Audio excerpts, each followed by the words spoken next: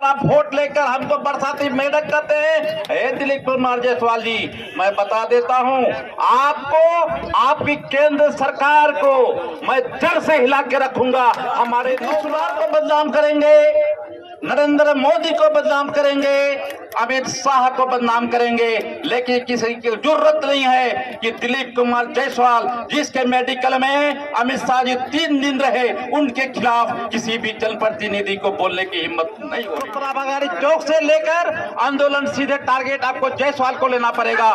जायसवाल को जब लेंगे तो केंद्र में नीतीश कुमार हटेगा और बिहार में सब कुछ हटेगा। हम शुक्रिया भाई शेरशाह भारती साहब।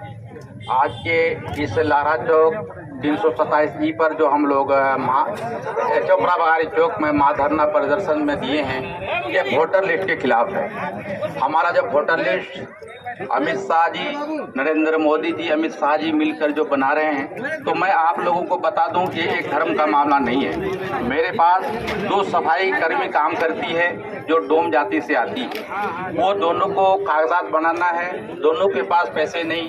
वो दोनों हमारे पास आए 300 रुपया के लिए कि ब्लॉक में हमको निवासी प्रमाण पत्र बनाना है, अपना कागजात हमको घर में जमा करना है, अपना वोटर लिस्ट का नाम सुधारना है। मेरे प्यारे दोस्तों, बुजुर्गों, इस धरना में जो हम लोग आए हैं, ये किसी नेता या किसी पॉलिटिशियन की लड़ाई नहीं है। आज यहाँ पर सुंदरबाड़ी पंचायत के तमाम किसान को होना चाहिए, सुंदरबाड़ी गाँव के तमाम लोगों को होना चाहिए, बिशनपुर के तमाम गाँव के लोगों को होना चाहिए। ये लड़ाई वोटर लिस्ट की लड़ाई है, लेकिन ये सब की लड़ाई है, किसी व्यक्तिगत की लड़ाई नहीं है।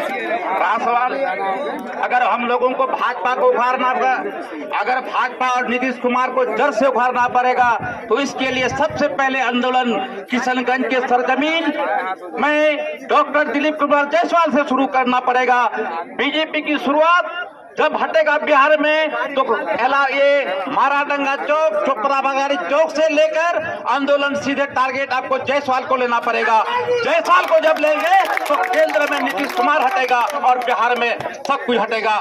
हम लोग आंदोलन कर रहे हैं, ये किसी मुसलमानों का वोटर लिस्ट की सिर्फ लड़ाई नहीं है। वोटर लिस्ट में लड़ाई जब नाम हटेगा तो सब हटेगा।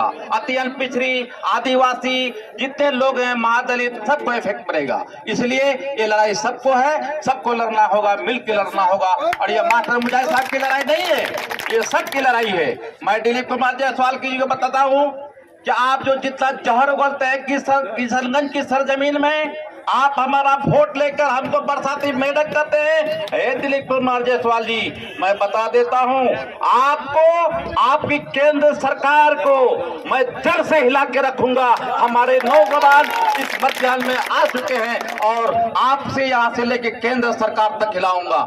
डायरेक्ट हमारे जनप्रतिनिधि लोग नीतीश कुमार को बदनाम करेंगे, नरेंद्र मोदी को बदनाम करेंगे, अमित शाह को बदनाम करेंगे, लेकिन किसी की जरूरत नहीं है कि दिलीप कुमार जायसवाल जिसके मेडिकल में अमित शाह जी 3 दिन रहे, उनके खिलाफ किसी भी जनप्रतिनिधि को बोलने की हिम्मत नहीं हो रही है।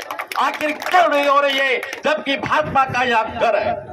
इसलिए मैं सबसे पहले इसको हटाना चाह रहा हूं, उसके बाद तो मोदी खुद हट जाएंगे। मैं बस ये बात कहकर अपने बातों को खत्म करता हूं। जय हिंद, जय भारत। तमाम लोगों को यहाँ आने के लिए, इस धूप में आने के लिए बहुत बहुत शुक्रिया।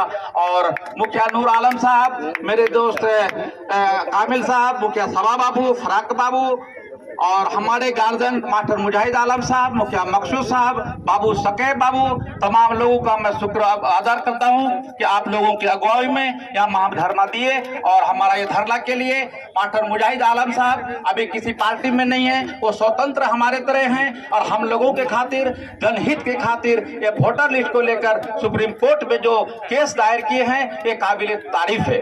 उसका अगर हजारों बार मैं तारीफ करूँ तो कम है। सुप्रीम कोर्ट न्याय से बढ़कर कुछ नहीं है, हर चीज का फैसला सुप्रीम कोर्ट है। मास्टर मुजाहिद साहब हमारा वोटर लिस्ट लेकर, वक्फ बिल को लेकर सुप्रीम कोर्ट में हैं। हम लोग दुआ करें कि वो मजबूती के साथ, नेता नहीं लीडर बन करके हमारे आगे खड़ा रहे, सीमांचल में खड़ा रहे। हम लोग उनके साथ हैं। जय हिंद, जय भारत।